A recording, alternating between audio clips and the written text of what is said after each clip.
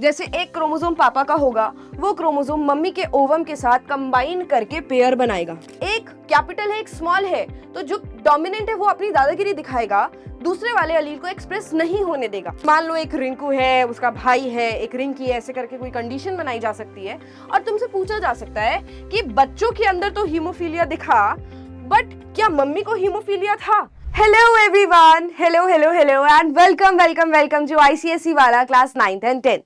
My name is Upasna Mongia, your biology mentor.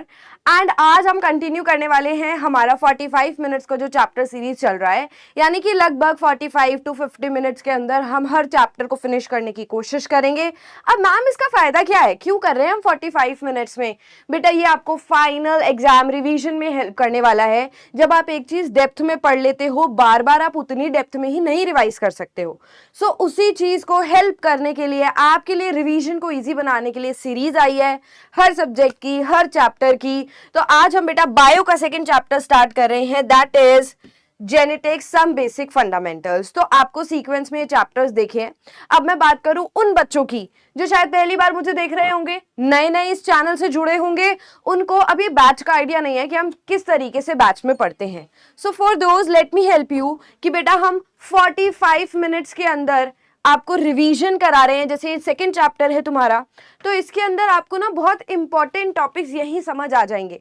तो अगर आपने अभी तक पढ़ा नहीं है, अभी तक स्टार्ट नहीं किया है, तो definitely this will help you. Definitely ये आपकी परफॉर्मेंस, आपकी प्रैक्टिस को इंप्रूव करने वाला है, गारंटीड। अच्छा इतना ही नहीं, मैं क्वेश्चंस भी बताने वाली हूँ साथ साथ में। हम करेंगे क्या, एक तो कंप्लीट चैप्टर है ही है बेटा, अदर देन दैट एक तो हम कर रहे हैं इंपॉर्टेंट कॉन्सेप्ट्स बेटा, important concepts and most important questions जो आपको अभी अभी देखने को मिले स्पेसिमेन पेपर में। पिछले साल का जो फाइनल पेपर आया था उसके अंदर जो देखने को मिला, तो वो वाले पेपर के क्वेश्चंस मैंने इसके अंदर इस चैप्टर से रिलेटेड ऐड कर दिए हैं। सो मैं उसको PYQs लिख रही हूं, प्रीवियस ईयर क्वेश्चंस, ठीक है। प्लस बेटा स्पेसिमेन पेपर के क्वेश्चन भी इसके अंदर हैं, इस साल का भी और पिछले साल का भी, ठीक है। स्पेसिमेन पेपर के क्वेश्चंस तो आपकी फुल ऑन रिवीजन है एक तरीके से, कोई बहाना नहीं चलेगा। इसके बाद चैप्टर का नाम है जेनेटिक्स सम बेसिक फंडामेंटल्स। तो सबसे पहले जेनेटिक्स है क्या बेटा? जेनेटिक्स की अगर मैं डेफिनेशन की बात करूं तो ये ब्रांच ऑफ बायोलॉजी है, बायोलॉजी का एक छोटा सा पार्ट है, बायोलॉजी का ही एक बच्चा है, जिसमें हम क्या पढ़ते हैं, जीन्स की स्टडी करते हैं। जीन्स क्या होते हैं, इससे पहले वाले चैप्टर को देखना, जो 45 मिनट सीरीज के ऊपर रिलाई कर रहे हैं वो फिर हर चैप्टर के 45 मिनट्स वाली सीरीज को देखें। अब जेनेटिक्स ब्रांच है बायोलॉजी की, इसमें आप जीन्स के बारे में पढ़ते हो। जीन्स हमें बनाते हैं, तुम जैसे भी दिखते हो, तुम्हारी बॉडी जैसे भी काम करती है, it is all because of genes. Genes बेटा गैंगस्टर है जो हमारी बॉडी को कंट्रोल करते हैं। बट हम बात करेंगे बेसिक्स की। जेनेटिक्स तो बहुत बड़ा सब्जेक्ट है, बट हम बात करेंगे जो सबसे पहले इस सब्जेक्ट के बारे में बात कर रहे थे, जो सब्जेक्ट को जिन्होंने जन्म दिया है, that is this person Grigor John Mendel. इनको हम फादर ऑफ जेनेटिक्स भी बोल सकते हैं। बोल सकते हैं, नहीं बोलते ही हैं, ठीक है। ग्रिगोर जॉन मेंडल बेटा 1 मार्क का क्वेश्चन बन सकता है, who is known as father of genetics? So right answer is Gregor John Mendel, ठीक है। Genetics the branch of biology which deals with the study of genes. अब उसके बाद पिछले चैप्टर का ही एक कॉन्सेप्ट यहां भी बनता है क्रोमोसोम के ऊपर, that what is the difference between sex chromosome and autosomes. इसको कराने से पहले बेटा मैं आपको एक बेसिक कराने वाली हूं। फॉर एग्जाम्पल हम सारे जो हैं वो एक सेल से बने हैं बेटा, हम सारे के सारे एक सेल थे किसी जमाने में। मैं उपासना बनने से पहले, तुम्हारा जो भी नाम है वो बनने से पहले, हम सारे एक सेल थे। ये सेल होता है जाइगोट। ये जाइगोट बनता है मम्मी और पापा के दो सेल के फ्यूजन से, मम्मी का एग सेल और पापा का स्पर्म सेल। तो मान लो ये एक स्पर्म सेल है, इसके अंदर 23 क्रोमोसोम्स थे बेटा। पिछले चैप्टर में हम पढ़ चुके हैं तो ये 23 क्रोमोसोम्स कैसे आते हैं, मियोसिस की हेल्प से आते हैं। और ये बेटा मम्मी का सेल है, इसके अंदर भी 23 क्रोमोसोम्स थे, ठीक है। So this is ovum and that one is sperm. Sperm और ओवम के फ्यूजन से हम बने हैं, 23 + 23 जाइगोट में आ जाएंगे 46 क्रोमोसोम, ठीक है। अब बेटा इतनी बात तो क्लियर है, एक पापा का क्रोमोसोम है तो एक मम्मी का क्रोमोसोम है।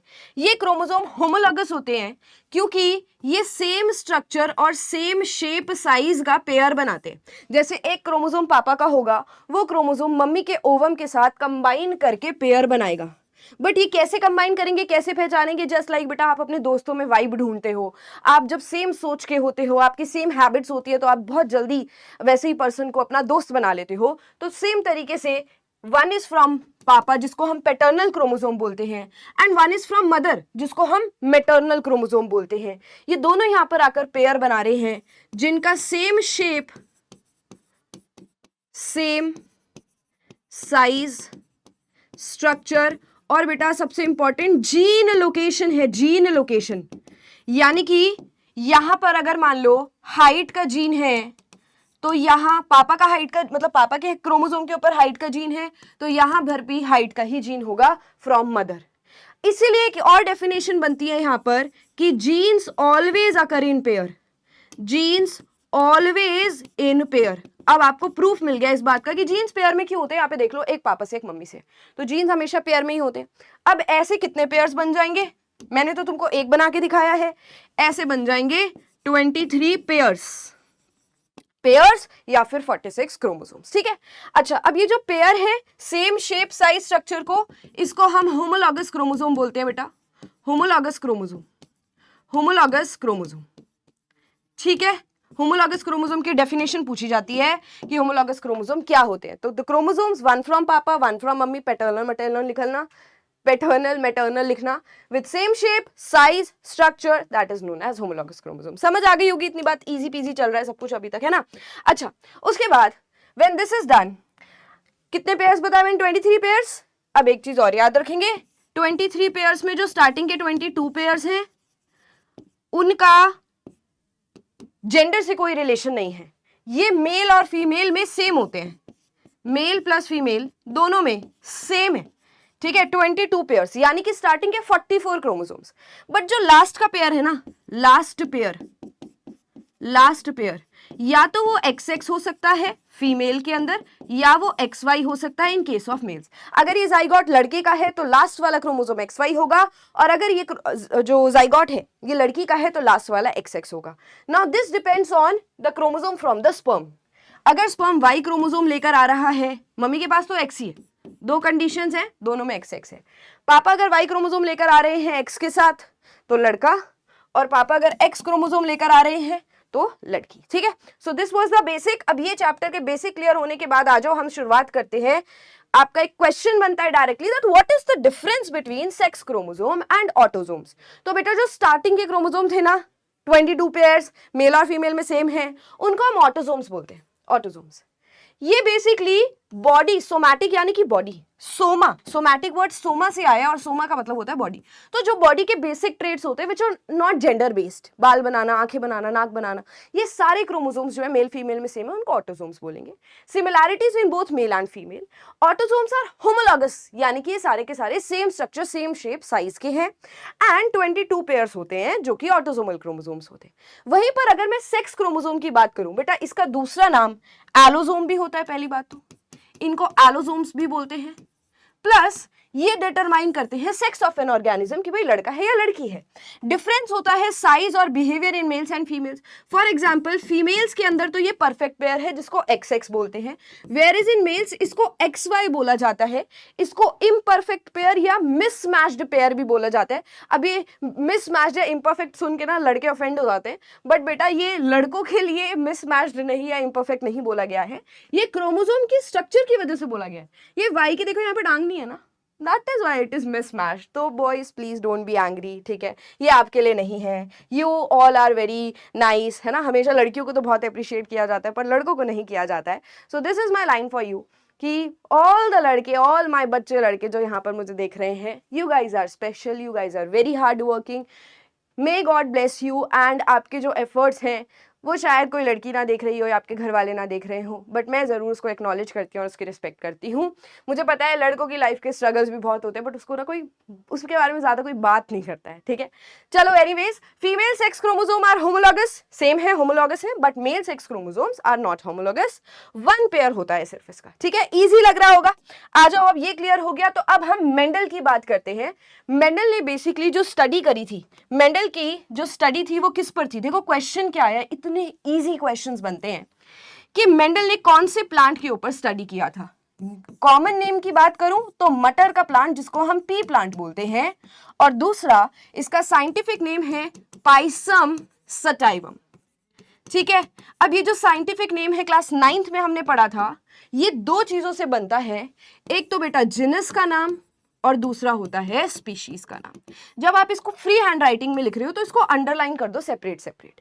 तो ये इसका साइंटिफिक नेम है, ये इसका कॉमन नेम है। इसके 7 कैरेक्टर्स देखे गए थे, एक तो बेटा सीड का शेप और कलर, ठीक है, और देखा गया था पॉड मटर जिसमें होता है उसका शेप और कलर। फिर देखा गया था फ्लावर, फ्लावर की पोजीशन और फ्लावर का colour, and lastly it was height of the plant. बेटा हाइट क्या है प्लांट की, ठीक है। तो ये कुछ कैरेक्टर्स थे जो नोटिस किए गए थे। 7 कैरेक्टर्स की लिस्ट तुमको दिख रही होगी, 1 2 3 4 5 6 7 कैरेक्टर्स थे। अब इसमें से एक कैरेक्टर है जो बार बार रिपीट होता है, ज्यादा प्लांट्स के अंदर एक्सप्रेस होता है, उसको डोमिनेंट बोलते हैं। तो इसकी बेसिकली एक तो होगी बेटा राउंड शेप जो डोमिनेंट है, और एक हो सकती है रिंकल्ड शेप। अगर मैं कलर की बात करूं तो इसके अंदर एक कलर हो सकता है येलो जो कि डोमिनेंट होता है, और एक होता है ग्रीन जो कि रिसेसिव होता है। पॉड की शेप की बात करें तो बहुत परफेक्ट शेप इन्फ्लेटेड होती है, और अगर ये पिचका हुआ हो तो उसको कॉन्स्ट्रिक्टेड शेप बोलते हैं। तो दो यहाँ पर इन्फ्लेटेड डोमिनेंट है, कॉन्स्ट्रिक्टेड रिसेसिव है। कलर की बात की जाए तो बेटा पॉड का ग्रीन कलर डोमिनेंट है और येलो रिसेसिव है, प्लीज रिमेंबर दिस। देन अगर पोजीशन की बात की जाए तो दो पोजीशन होती है, एक होती है एक्सियल और एक होती है टर्मिनल। और कलर की बात की जाए तो एक होता है व्हाइट और एक होता है वायलेट, ठीक है। देन हाइट की बात की जाए तो एक होती है टॉल और एक होती है short. So these are the characters जिसको हम स्टडी करेंगे। But what is monohybrid cross? Monohybrid cross होता है जब मैं किसी भी एक कैरेक्टर के बारे में पढ़ रही हूँ। सीड का शेप भी हो सकता है, कलर भी हो सकता है। जो 7 यहाँ पर व्हाइट कलर में पॉइंट्स लिखे हैं उसमें से कोई भी एक कैरेक्टर को अगर मैं स्टडी कर रही हूँ उसको हम मोनोहाइब्रिड क्रॉस बोलते हैं। तो आप एक कैरेक्टर को स्टडी कर रहे हो। शुरुआत हमेशा कैसे होगी, आपको इतना ही सुंदर बेटा क्रॉस बनाकर आना है। अगर डायरेक्ट आता है तो सबसे पहले हम लिखते हैं पेरेंटल जनरेशन, यानी कि जो प्लांट्स हैं वो कैसे हैं। तो मेंडल के हिसाब से उसने प्योर ब्रीड लिया था, क्योंकि ये जो फ्लावर्स होते हैं, प्लांट्स होते हैं, दीज आर एक्चुअली बाइसेक्सुअल, ठीक है। तो उन्होंने आर्टिफिशियल हाइब्रिडाइजेशन कराया था, यानी कि खुद एंथर्स और एंथर से पॉलन ग्रेन्स पिक किए थे और फीमेल के ऊपर ड्रॉप किए थे। उन्होंने क्रॉस फर्टिलाइजेशन कराया था। देखो अगर बाइसेक्सुअल है यानी कि मेल फीमेल सेम फूल के अंदर है तो वो सेल्फ पॉलिनेशन करेंगे, बट मेंडल को ये नहीं चाहिए था। मेंडल ने क्रॉस पॉलिनेशन कराया, जिसका प्रूफ यहाँ पर क्या है, एक टॉल प्लांट का क्रॉस एक ड्वार्फ प्लांट के साथ हो रहा है। तो this is actually a cross pollination, ठीक है। They will be pure breed. Pure breed का मतलब क्या होता है, both the alleles will be homozygous. देखो जीन है, ये टॉल हाइट का जीन है और ये पेयर में है। अब ये पेयर में है, मुझे पहले और दूसरे अलग अलग टी की बात करनी है तो मैं इनको अलील्स बोलती हूं। तो अलील्स क्या होता है, जीन पेयर में हो जाएगा। जैसे मान लो ये एक पेयर है जीन का, ठीक है। अब मुझे इस पहले वाले की बात करनी है या दूसरे वाले की बात करनी है तो मैं इनको अलील्स बोलती हूँ, अलील्स। तो यहाँ पर मैं बोल सकती हूँ दोनों अलील सेम है या दोनों अलील्स सेम है, या कैपिटल टी वहां small T small T. Parents की बात हो गई। अब हम गैमीट्स बनाएंगे बेटा, क्योंकि मियोसिस जब होता है तो क्रोमोसोम नंबर हाफ हाफ होता है, जीन्स एक दूसरे से सेपरेट होते हैं। तो यहाँ पर ये जो पेयर में अलील्स पड़े हुए हैं they will be separated from each other. यहाँ पर एक लॉ भी प्रूव होता है, उस लॉ का नाम है law of segregation, law of segregation. Segregation मतलब सेपरेशन। तो यहां पर क्या लिखा है कि जब गैमीट्स बनते हैं so the pair of alleles separate from each other, this is one of the laws, जिसको आगे हम लिखेंगे भी। सेपरेट कर दिया बेटा इसको, ठीक है। यहां पे एक और कैपिटल टी लिख सकते हो, यहां पर एक और स्मॉल टी लिख सकते हो। अब हमें पॉसिबल कॉम्बिनेशंस की बात करनी है। जो नए बच्चे आएंगे, F1 जनरेशन होगी, उसमें ये इन दोनों में से किसी के साथ भी कंबाइन कर सकता है और ये वाला भी किसी के साथ कंबाइन कर सकता है। तो आपके पास टोटल 4 कॉम्बिनेशंस आएंगे, पर चारों के चारों सेम आएंगे, कैपिटल टी स्मॉल टी। तो यहां पर ये कॉम्बिनेशन दिख रहा है, ऐसे 4 कॉम्बिनेशंस आएंगे, टॉल आएंगे। याद क्या रखना है, ये बात तुमने पहले भी सीखी होगी, काफी बार पढ़ी होगी। याद ये रखना है कि F1 जनरेशन के अंदर दिखने में सारे के सारे डोमिनेंट ट्रेट शो करते हैं। डोमिनेंट ट्रेट था यहाँ पर टॉलनेस, तो F1 जनरेशन के अंदर डॉर्फ कैरेक्टर तुमको नहीं दिखता है। तो कैसे भी क्वेश्चन को मोल्ड करके आ जाएगा, तुमको ट्रिक्स पे ध्यान देना है कि F1 जनरेशन में टॉल पेरेंट्स ही आ रहे हैं, यानी कि डोमिनेंट पेरेंट्स आ रहे हैं।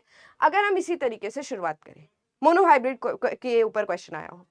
अब हमें F2 जनरेशन निकालनी है, यानी कि इनके आगे हमें ऑफस्प्रिंग्स निकालने हैं। तो इन्हीं के बीच में हम सेल्फिंग कराते हैं, इसको आपस में क्रॉस करा देंगे। आगे का स्टेप सेम रहेगा, गैमीट्स बनेंगे, इनको सेपरेट कर दो, इसको सेपरेट कर दो। अगेन हमारा लॉ कौन सा फॉलो हो रहा है, लॉ ऑफ सेग्रीगेशन, गैमीट्स के टाइम पर होता है। अब ये कैपिटल टी इसके साथ भी जा सकता है, ये कॉम्बिनेशन आएगा, ये वाला स्मॉल टी के साथ भी जा सकता है, कॉम्बिनेशन आएगा। सेम तरीके से ये वाला इसके साथ भी जा सकता है, इसके साथ भी जा सकता है। तो ये देखो कैपिटल टी स्मॉल टी, और ये आ गया स्मॉल टी स्मॉल टी। अब हम F2 जनरेशन पर आ चुके हैं बेटा। F2 जनरेशन में मोनोहाइब्रिड क्रॉस में हमें क्या दिखता है, एक होता है फिनोटाइप जो आप देखकर ऑब्जर्व करते हो, और एक होता है जीनोटाइप जो जेनेटिकली कंट्रोल होता है, यानी कि जीन्स की वजह से कंट्रोल होता है। फॉर एग्जांपल दिखने में तो ये भी टॉल है, ये भी टॉल है, ये भी टॉल है, और एक डॉर्फ है, यानी कि फिनोटाइपिक रेशियो इसका बन जाएगा 3:1। वहीं पर अगर मैं बात करूं जीनोटाइप की, तो जीनोटाइप में ये टॉल अलग अलग है, इसके पास दोनों अलील सेम है, इसमें एक डोमिनेंट और एक रिसेसिव है। तो यहां पर हमारा एक और लॉ आ जाता है, लॉ ऑफ डोमिनेंस, कि अगर हेट्रोजाइगस कंडीशन है, एक कैपिटल है एक स्मॉल है, तो जो डोमिनेंट है वो अपनी दादागिरी दिखाएगा, दूसरे वाले अलील को एक्सप्रेस नहीं होने देगा, रिसेसिव अलील को एक्सप्रेस नहीं होने देगा। तो जो ज्यादा पावरफुल होता है वो डोमिनेंट, जो नहीं होता है उसको रिसेसिव बोलते हैं। So this is law of dominance, कि डोमिनेंस अपनी डोमिनेंस दिखा रहा है, सिंपल। 1 एक ही ऐसा, फिर ऐसे दो हैं 1:2:1, ये इसका जीनोटाइप बन जाता है बेटा 1:2:1। दिस इज फिनोटाइप, एंड इसके नीचे हो जाएगा हमारा जीनोटाइप। क्लियर है, फिनोटाइप जीनोटाइप, ठीक है। होमोजाइगस टॉल, ये दोनों हेट्रोजाइगस टॉल, और ये होमोजाइगस ड्वार्फ। तो F1 जनरेशन के अंदर कोई आपको रेशियो नहीं निकालना है, F2 में ये वाले रेशियोज आ जाएंगे। मोनोहाइब्रिड क्रॉस सिर्फ इतना ही है। अब आ जाओ डाईहाइब्रिड क्रॉस के ऊपर। बेटा डाईहाइब्रिड क्रॉस में आपको दो कैरेक्टर्स को पिक करना है, कोई भी हो सकते हैं वो दो कैरेक्टर्स। फॉर एग्जांपल इस कंडीशन के अंदर हमने सीड के बारे में बात करी है, हमने एक सीड लिया है जो कि राउंड और येलो है, और एक लिया है जो कि रिंकल्ड और ग्रीन है। दो कैरेक्टर्स की बात कर रही हूँ, शेप की भी बात कर रही हूँ, कलर की भी बात कर रही हूँ, इसलिए डाईहाइब्रिड बन जाता है। डाई मीन्स 2, डाईहाइब्रिड, ठीक है। अच्छा आगे आ जाओ, ये पेरेंटल जनरेशन है, सारे के सारे होमोजाइगस, सारे के सारे होमोजाइगस। बेटा गैमीट्स बनाओ, इनको सेपरेट करो, सेपरेट कर दिया। अब इनके आपस में भी गैमीट्स बनेंगे, यानी कि R और Y कंबाइन करेगा एक साथ। F1 जनरेशन में हमारे पास सारे कैसे के आएंगे, capital R small r, capital Y small y। F1 generation में आपको सारे के सारे दिखने में डोमिनेंट वाले कैरेक्टर जैसे ही लगे, सारे के सारे कैसे लगे, डोमिनेंट जैसे ही लगे, ठीक है। एंड नीचे अगर हम देखें F2 जनरेशन के लिए, तो F2 जनरेशन के लिए अगेन यहाँ पर गैमीट्स बनेंगे बेटा। इसके गैमीट्स में तुमको नए पेज पे बना के दिखाती हूँ। जैसे हमारे पास कॉम्बिनेशन में है capital R small r, capital Y small y, इनकी क्रॉसिंग होगी बेटा आपस में ना। अगर मैं गैमीट्स की बात करूं तो कैपिटल R कैपिटल Y के साथ भी पेयर करेगा, और कैपिटल R स्मॉल y के साथ भी करेगा, स्मॉल r कैपिटल Y के साथ भी करेगा, स्मॉल r स्मॉल y के साथ भी करेगा। ये बेसिकली आपके 4 गैमीट्स बने हैं एक पेरेंट के। सेम यहां पर भी बन जाएंगे। Now this indicates law of independent assortment. Law of independent assortment क्या कहता है कि alleles are independent of each other. Capital R capital Y के साथ ही जाएगा, ऐसा कोई रूल नहीं है, क्योंकि हम कैपिटल R को स्मॉल y के साथ भी जाते हुए देख रहे हैं। इसका सिंपलेस्ट भाषा में मैं तुमको मतलब बताती हूँ बेटा, कि आपकी बॉडी में कोई जीन आ रहा है, तो किसी जीन के लिए डोमिनेंट आपके पास अलील आ सकता है, और किसी के लिए आपके पास रिसेसिव अलील आ सकता है। फॉर एग्जाम्पल इस कंडीशन में R तो आ गया राउंडनेस के लिए, और Y आ गया ग्रीन के लिए, इसीलिए इतनी वेरिएशंस प्रोड्यूस होती है, क्योंकि इंडिपेंडेंट एक दूसरे के, डोमिनेंट के साथ ही आगे बच्चों में पास ऑन होगा, ऐसा कोई रूल नहीं है। सो इसको हम लॉ ऑफ इंडिपेंडेंट असॉर्टमेंट बोलते हैं। 4 ये गैमीट्स, 4 वो गैमीट्स। बेटा यहाँ पर हम इसको कंप्लीट करने के लिए पुनेट स्क्वायर बनाते हैं, तो यहाँ पर एक पेरेंट्स के गैमीट्स यहाँ लिख लिए, एक पेरेंट्स के यहाँ गैमीट्स लिख लिया, और F2 जनरेशन निकाल लिया। जो हमारे पास कुछ ऐसी टेबल आएगी, इसमें हमारे पास रिजल्ट क्या आता है, हमारे पास रिजल्ट आता है 9:3:3:1, जिसका मतलब क्या है, 9 तो है बेटा आपके पास डोमिनेंट वाले राउंड येलो, यानी कि इनके पास एक कैपिटल और एक कैपिटल R और एक कैपिटल Y होएगा ही होएगा। राउंड ग्रीन की अगर मैं बात करूं तो एक कैपिटल R होगा, but for green it will be small y वाली कंडीशन, ठीक है। रिंकल्ड येलो के लिए स्मॉलर होगा, कैपिटल वाई एक भी हो तो चल जाएगा। रिंकल्ड ग्रीन के लिए RR YY सारे के सारे स्मॉल। तो 9:3:1 इसका रेशियो बनता है। ये फिनोटिपिक रेशियो है, रिमेंबर इसमें जीनोटिपिक रेशियो नहीं पूछा जाता, ना ही तुमको निकालना होता है। Now these are the laws of inheritance. Direct question आता है बेटा, explain law of segregation, explain law of independent assortment, explain law of dominance. Law of dominance क्या कहता है कि भाई अगर कोई कॉन्ट्रास्टिंग कैरेक्टर्स की बात हो रही है, यानी कि ऐसी एक टॉलनेस और एक डोअफनेस, तो जो टॉल वाला है या फिर जो डोमिनेंट है वो अपने आप को एक्सप्रेस करेगा, रिसेसिव अपने आप को एक्सप्रेस नहीं कर पाएगा, सप्रेस हो जाएगा। सप्रेस मतलब दब जाएगा। Law of independent assortment, that genes found on separate chromosomes are inherited independently, it can be proved by using dihybrid cross. Law of segregation, क्या होता है लॉ ऑफ सेग्रीगेशन? सेग्रीगेशन मतलब सेपरेशन। अलील्स कोई blending show नहीं करते, यानी कि capital T small T medium height नहीं बनता according to Mendel. It states that two alleles coding for the same trait separate during gamete formation. दोनों ही height बता रहे हैं बट गैमीट्स बनाते टाइम ये सेपरेट हो जाते हैं। ठीक है। नाउ मूविंग ऑन, डेफिनेशन आती है, डायरेक्ट क्वेश्चन आता है, डिफाइन जीनोटाइप, डिफाइन फिनोटाइप। तो ये आपके लिए ना इजी डेफिनेशंस यहाँ पर है, जिसको आप एग्जाम से एक बार पहले रिवाइज कर सकते हो। फिलहाल कॉन्सेप्ट पे फोकस करेंगे, आगे बढ़ते हैं। क्रॉसेस खत्म हो गए तो इस चैप्टर के अंदर बेटा एक पेडिग्री चार्ट का टॉपिक दिया हुआ है।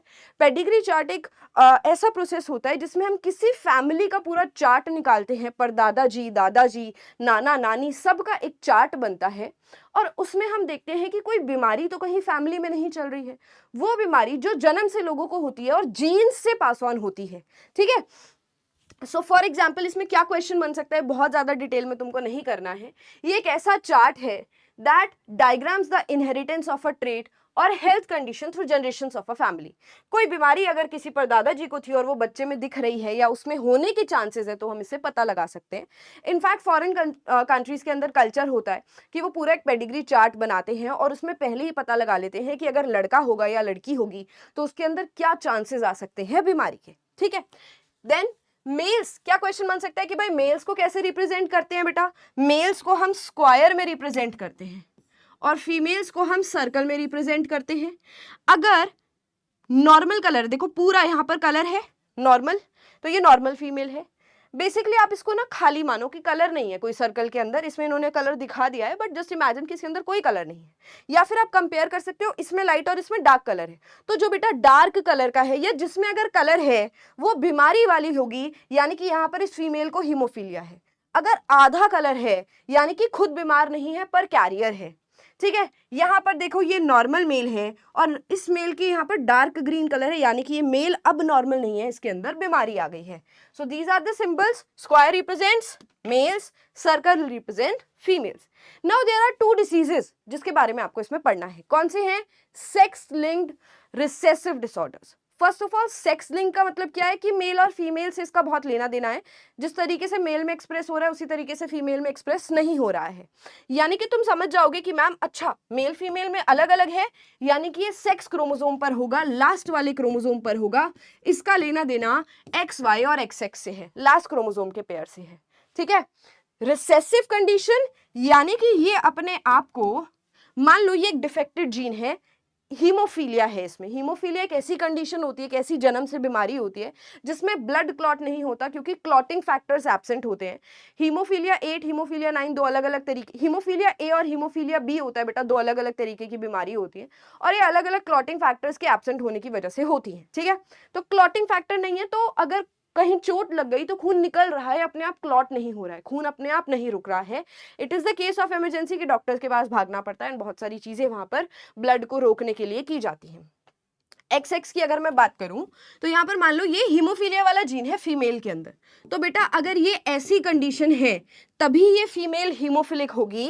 अगर ये सिर्फ ऐसी कंडीशन रह गई, सिर्फ ऐसी कंडीशन रह गई तो इस फीमेल को हीमोफीलिया नहीं है, ये कैरियर बन गई है। यानी कि ये आगे अगर XX अपना जीन पास ऑन करेगी बच्चों के अंदर तो वहां हीमोफीलिया होने का चांस है, खुद इसको हीमोफीलिया नहीं है। यहां पर ये फीमेल हीमोफिलिक है। ये फीमेल की कंडीशन की बात हो रही है। ठीक है। अब अगर मैं मेल्स की बात करूं, इससे हमने क्या सीखा कि ये रिसेसिव डिसऑर्डर है। यहां पर दो रिसेसिव दोनों कंडीशन में एक्सप्रेस होता है। यहां पर अगर एक्स एच नहीं है तो ये बच जाएगी, कैरियर हो जाएगी। मेल्स इसमें थोड़ा अनलकी हो जाते हैं। कैसे? वाई के ऊपर हीमोफीलिया का जीन होता ही नहीं है, आएगा ही नहीं, वाई कैरी ही नहीं करता इसका जीन। तो अगर एक एक्स के ऊपर भी एच आ गया तो इस मेल को हीमोफीलिया हो जाएगा, इस मेल को हीमोफीलिया हो जाएगा, हीमोफिलिक मेल। ठीक है। तो इट इज, अगर कंपैरिजन करें तो बेसिकली 20 टाइम्स या 200 टाइम्स ज्यादा हमें केसेस मिलते हैं मेल्स के अंदर as compared to females. And now you know the reason why. अब इसमें ना केस स्टडी वाला क्वेश्चन बन सकता है कि मान लो एक रिंकू है, उसका भाई है, एक रिंकी है, ऐसे करके कोई कंडीशन बनाई जा सकती है और तुमसे पूछा जा सकता है कि बच्चों के अंदर तो हीमोफीलिया दिखा, बट क्या मम्मी को हीमोफीलिया था? तो आपको क्रॉस करके पता लगाना होगा कि मम्मी को हीमोफीलिया था या नहीं था, या मम्मी कहीं कैरियर तो नहीं थी। सो certain questions can come. Same तरीके से ना बेटा एक और डिसीज होता है which is colour blindness. Colour blindness भी ऐसे ही रिप्रेजेंट होता है। कलर ब्लाइंडनेस में भी सेम कंडीशंस हो रही हैं। कलर ब्लाइंडनेस के अंदर पर्सन जो है वो रेड और ग्रीन और कुछ कलर्स के बीच में डिफरेंशिएट नहीं कर सकता है। ये जेनेटिक डिसऑर्डर है, जन्म से डिसऑर्डर है। लोगों को पता ही नहीं होता, उनकी उम्र निकल जाती है तब जाकर उनको समझ आता है कि अरे यार उनको तो कलर ब्लाइंडनेस था। ठीक है। रेड और ग्रीन पर्पल के शेड्स में वो डिफरेंशिएट नहीं कर पाते हैं। हीमोफीलिया को रॉयल डिसीज भी बोला जाता है, ब्लीडर्स डिसीज भी बोला जाता है। क्लॉटिंग टाइम बहुत ज्यादा बढ़ जाता है। ये एक सेक्स लिंक्ड रिसेसिव डिसऑर्डर है। ब्लीडिंग अगर बहुत ज्यादा हुई तो डेथ भी हो सकती है। जॉइंट्स में भी पेन हो सकता है। इसके कुछ सिम्टम्स हैं। ठीक है। So now I am adding this question as homework कि आपको बताना है, खुद करके देखना है कि एक नॉर्मल मदर है और हीमोफिलिक फादर है तो उनके जो बच्चे हैं वो कैसे होंगे। कलर ब्लाइंडनेस भी एक्स लिंक्ड इनहेरिटेड डिसऑर्डर है। ये एक इनहेरिटेड डिसीज है जिसकी वजह से अफेक्टेड इंडिविजुअल्स जो हैं वो डिफरेंशिएट नहीं कर सकते काफी सारे कलर्स में। मोस्टली केसेस में रेड और ग्रीन में उनको डिफरेंशिएट करना नहीं आता। Now again in the comments you have to tell me 6 answers. You have to tell me ये क्या लिखा हुआ है। ठीक है, मैं आपको कोई भी हिंट नहीं दे रही हूँ, आपको खुद पहचानना है। और अगर आपको थोड़ी सी भी दिक्कत आ रही है, यानी कि हो सकता है कलर ब्लाइंडनेस हो, तो आपको एक टेस्ट करके पहचानना होता है। यहाँ पर कलर ब्लाइंडनेस का केस है, हीमोफिलिक फादर है, ठीक है, नहीं कैरियर मदर है, नॉर्मल फादर है। अगर मैं कैरियर मदर बोल रही हूँ यानी कि XCX और नॉर्मल फादर यानी कि XY, so these are the parents. इनके बीच में क्रॉस करके इनके बच्चों का पता लगाना है, ये भी आप खुद करेंगे। आगे आ जाओ। म्यूटेशन क्या होता है बेटा? म्यूटेशन होता है किसी भी जीन के अंदर ना अचानक से कोई बदलाव आ जाए। ये हो सकता है, कभी भी हो सकता है, मतलब ये बहुत सारे फैक्टर्स की वजह से इन्फ्लुएंस होता है। बट म्यूटेशन आपको जरूरी नहीं है, जन्म से नहीं होता, म्यूटेशन बाद में हो सकता है। ठीक है। जैसे कैंसरस एक कंडीशन डेवलप होती है, या फिर बेटा सिकल सेल एनीमिया आपको पढ़ना है, या फिर आपने न्यूक्लियर रेडिएशंस के बारे में सुना होगा, रेडियो एक्टिव रेडिएशंस के बारे में सुना होगा। ये अचानक से हमारे जीन को ना बदल देती है। हमारा जीन मस्त नॉर्मल एक काम कर रहा होता है, बट अगर उसके ऊपर रेडिएशंस आ जाए तो उसकी सीक्वेंस बदल जाती है। पहले जो वो प्रोटीन बना रहा था अब वो प्रोटीन नहीं बनता, कोई और प्रोटीन बन जाता है। For example in case of sickle cell anaemia, your red blood cells normally are biconcave in shape, यानी कि बीच में से पतले और साइड में से मोटे, लाइक दैट। बट अगर म्यूटेशन हो गई तो इनकी शेप सिकल जैसी हो जाती है। खुरपी होती है ना जिससे फार्मर्स जो है हार्वेस्टिंग करते हैं खेतों के अंदर, उसको बेटा हम सिकल बोलते हैं, वहीं से इंस्पायर्ड इसका नाम है सिकल। कुछ ऐसी शेप हो जाती है और प्रॉब्लम क्या आती है कि ये आर्टरीज या फिर हमारी कैपिलरीज को ब्लॉक कर देता है। देखो ये तो आराम से पास हो गया, बट यहाँ पर बेटा इनका एक तरीके से इन्होंने फ्लो को रोक दिया, ब्लॉक कर दिया रास्ते को। So this is the condition. तो म्यूटेशन एक सडन चेंज है, इसकी डेफिनेशन आपको पता होनी चाहिए। एक जीन में या एक से ज्यादा जीन्स के अंदर हो सकती है।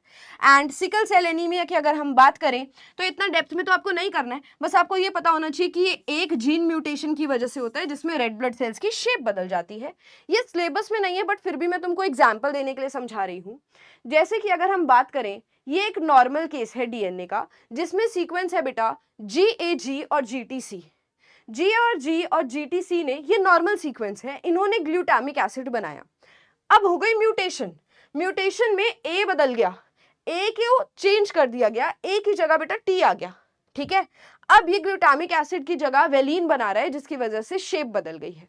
So this is one of the conditions. Glutamic acid normally बनना चाहिए था, बट अब वेलिन बन रहा है तो शेप दूसरी आ रही है।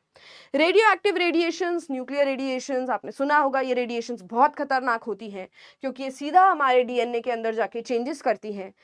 लोग डिफॉर्म्ड पैदा होते हैं, कि यानी कि बॉडी पार्ट्स कंप्लीटली नहीं बनते हैं। फॉर एग्जाम्पल, आपने कुछ एटॉमिक एक्सप्लोजन्स के केसेस सुने होंगे बेटा पास में, वर्ल्ड वॉर 2 के बारे में।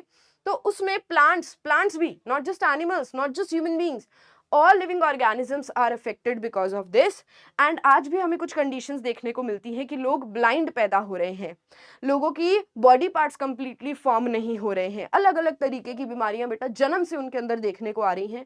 1945 का असर आज तक हमें फैमिलीज में देखने को मिलता है। ठीक है, मतलब उनके बच्चे हो रहे हैं, फिर उनके बच्चे हो रहे हैं। So some types of problems can be observed in such conditions जहाँ पे एटॉमिक वॉर्स रहे हैं। एक और कंडीशन है यहाँ पर म्यूटेशन की, जिसमें बहुत सारी उंगलियां बन गई हैं, फिंगर्स बन गई हैं, जिसको हम क्या बोलते हैं, पेंटाडेक्टाइली। ठीक है, मतलब बहुत सारी फिंगर्स बन जाना। फॉर एग्जाम्पल, यहाँ पर 15 महीने का एक बच्चा था, अक्षत, बरेली यूपी से था। उसके हाथ में 7 फिंगर्स थी और बेटा 10 टोज इन ईच फुट, तो टोटल उसके पास 34 डिजिट्स हो गई थी। बट एम्स न्यू दिल्ली में इसका ऑपरेशन किया गया जुलाई में, एंड 2011 में इसका ऑपरेशन हुआ, and now he is okay. कुछ ऐसी कंडीशन आ गई थी बेटा, ये भी एक म्यूटेशन का केस है। आ जाओ, अब चैप्टर खत्म हो रहा है। इंपॉर्टेंट टर्म्स हमें पढ़नी है। जेनेटिक्स क्या होता है ये मैं आपको बता चुकी हूँ। हेरिडिटी का मतलब क्या होता है, विरासत में जो हमें मिला है पेरेंट्स से, ट्रांसमिशन होना कैरेक्टर्स का पेरेंट्स से बच्चों के अंदर, दैट इज हेरिडिटी। वेरिएशन होता है डिफरेंसेस, जो हमारी बेटा हमारे फिजिकल कैरेक्टर्स जो मैच नहीं करते हैं, हमारी हाइट, हमारा स्किन कलर, हमारी नाक, आंख, हमारे बाल, एवरीथिंग इज डिफरेंट, है ना। दो भाइयों के बीच में, बहनों के बीच में भी कितने डिफरेंसेस होते हैं, that is variation. Homologous chromosome, ये एक पेयर है क्रोमोसोम का, जिसका सेम शेप, साइज होता है, स्ट्रक्चर होता है, जीन लोकस होता है। अलील्स क्या होते हैं, very important. Alleles are the alternative form of a gene. ठीक है, ये सेम पोजीशन ऑक्यूपाई करेगा होमोलॉगस क्रोमोसोम के ऊपर। डोमिनेंट अलील जो खुद को एक्सप्रेस करता है, उसको रिसेसिव अलील से कोई फर्क नहीं पड़ता। रिसेसिव अलील जो खुद को डोमिनेंस की प्रेजेंस में एक्सप्रेस नहीं कर पाएगा, ये खुद को तभी एक्सप्रेस करेगा जब इसके साथ वाला अलील भी इसी के जैसा होगा। ओके, नाउ नेक्स्ट, यहाँ पर क्वेश्चंस हैं डायरेक्टली। अब तुम मुझे बताना how confident you are feeling कि आपको यहाँ पर डायरेक्टली 2 नंबर का क्वेश्चन आया हुआ है। मेंडल्स लॉ ऑफ सेग्रीगेशन आपको एक्सप्लेन करना है, डिफरेंशिएट करना है फिनोटाइप और जीनोटाइप के बीच में। तो यस, इतने डायरेक्ट क्वेश्चंस भी आते हैं बेटा। साइंटिफिक नेम क्या है पी प्लांट का, जिसको मेंडल ने यूज किया था? Who is known as father of genetics? Mendel is known as father of genetics. The alternative form of a gene is allele. ये तो इसकी डेफिनेशन ही है। अब आ गया तुम्हारा कॉम्पिटेंसी बेस्ड क्वेश्चन, जिसको तुमको बहुत अच्छे से रीड करना है। ऐसे क्वेश्चंस को देखकर तुम घबरा जाते हो तो जल्दबाजी में गलतियां हो जाती हैं, पर ट्रस्ट मी, तुम जितने ऐसे कॉम्पिटेंसी बेस्ड क्वेश्चंस देखोगे खतरनाक खतरनाक दिखने में लगेंगे। Once you read it you will realise कि अरे इसमें इतनी सिंपल सी बात पूछी गई थी। For example, Santosh loved his garden, especially his pea plants, तो अब तुम समझ जाओगे मटर की बात की गई है।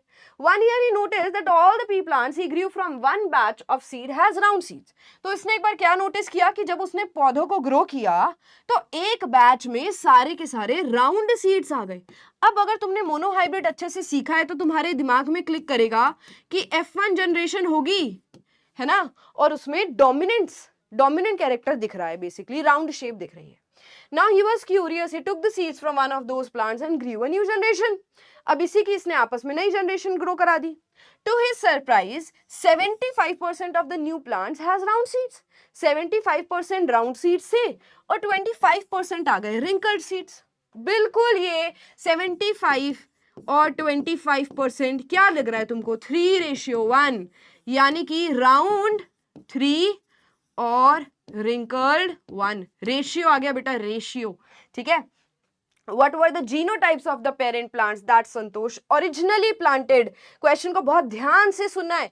उसने बोला कि पेरेंट्स का जीनोटाइप क्या होगा, जीनोटाइप पूछा है। ओरिजिनली प्लांटेड जो शुरू में लगाए गए थे, मोनोहाइब्रिड क्रॉस का रिजल्ट है, यानी कि तुम लिखोगे capital R small R, just like हमने कैपिटल टी स्मॉल टी लिया था, बिल्कुल same. Which trait is dominant? Round is dominant, क्योंकि वो आपको F1 जनरेशन में दिखा है सारे के सारे में, और बेटा आपको F2 जनरेशन में ज्यादा अमाउंट में दिखा है। What is the genotypic ratio of the second generation? F2 का जीनोटिपिक रेशियो, यार ये 3:1 है, तो ये 1:2:1 आ जाएगा। तो यस, कितना ही डिफिकल्ट था, अगर तुमने कॉन्सेप्ट को समझा है तो क्वेश्चन बड़े हैं but very easy answers. Now I am giving this question as again a homework, क्योंकि मैं चाहती हूं कि आप आंसर करो कमेंट्स के अंदर, ठीक है? Answer in comments. Colour blindness वाला तो आपकी चॉइस है, अगर आप आंसर करना चाहते हैं या नहीं करना चाहते हैं, बट इसका आंसर आप एक ही कमेंट में करेंगे, अलग अलग नहीं करेंगे। आप लिखेंगे यहाँ पर ए, ठीक है, देन बी एंड सी। इसके आंसर्स मैं अच्छे बच्चों से, मेरे निंजा से कमेंट्स में एक्सपेक्ट कर रही हूं, तो आपको ये अच्छे से एक्सप्लेन करना है। सी छोड़ देना, क्योंकि यहाँ पर आपको डेफिनेशन लिखनी है, law of independent assortment, but A और बी का आंसर आपको करना है, ठीक है? हो जाएगा, आई होप, मुझे बहुत कॉन्फिडेंस है तुम्हारे ऊपर। आगे आइए, यहाँ पर हमारे पास और क्वेश्चंस बन रहे हैं। मेंडल्स लॉ ऑफ सेग्रीगेशन हो चुका है, सेक्स लिंक्ड इनहेरिटेंस के बारे में लिखना है, सेल डिवीजन, ये बेटा आपके पिछले वाले चैप्टर का क्वेश्चन है कि सेल डिवीजन क्या होता है और आपको क्रॉसेस करने हैं, ठीक है बच्चा? So that was it, I hope it helped, and अभी नहीं तो फाइनल एग्जाम में तो जरूर मदद करेगा, और अभी भी कुछ बच्चों के हाफ ईयरली एग्जाम्स नहीं हुए हैं, तो उनके लिए स्पेशली ये सीरीज बहुत हेल्प करने वाली है कि आपने अभी तक भी कुछ नहीं पढ़ा है तो अभी भी कुछ पढ़ जाओ, अभी भी भला हो सकता है, अभी भी देरी नहीं हुई है। अपना ध्यान रखो, all the best, take care of yourself. जल्दी मिलूंगी मैं आपको अगली वीडियो के साथ। Bye bye everyone.